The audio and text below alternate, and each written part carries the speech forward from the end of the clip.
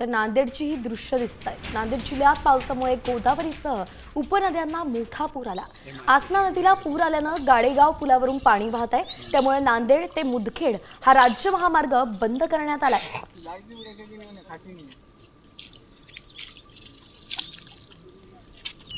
गाडेगाव इथल्या पुलावरून पूर परिस्थितीचा आढावा घेतलाय आमचे प्रतिनिधी संजय सूर्यवंशींनी। पाहूयात।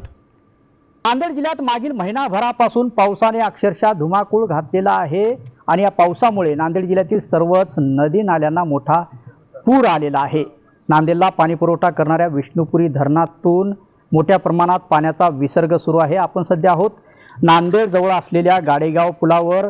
गाडेगावची हे आसना नदी आहे। आसना नदी देखील मोठ्या प्रमाणात पूर आलेला आहे आसना नदीला आणि हा या पुराचं पाणी या पुलावरून जात असल्याने हा राज्य महामार्ग बंद झालेला आहे। विष्णुपुरी धरणातून 1,62,000 क्युसेक वेगाने नदीपात्रात गोदावरी नदीपात्रात पाण्याचा विसर्ग सुरू आहे। त्यामुळे आसना असेल इतर छोट्या मोठ्या नद्या असतील त्या नद्यांना पूर आल्याने समोर पाण्याचा प्रवाह जात नाही। त्यामुळे या नद्यांना देखील मोठा पूर आलेला आहे आणि हा गाडेगाव ते मुदखेड महामार्ग आहे। हा महामार्ग सकाळपासूनच बंद केलेला आहे। संजय सूर्यवंशी, साम टीव्ही न्यूज, गाडेगाव, नांदेड।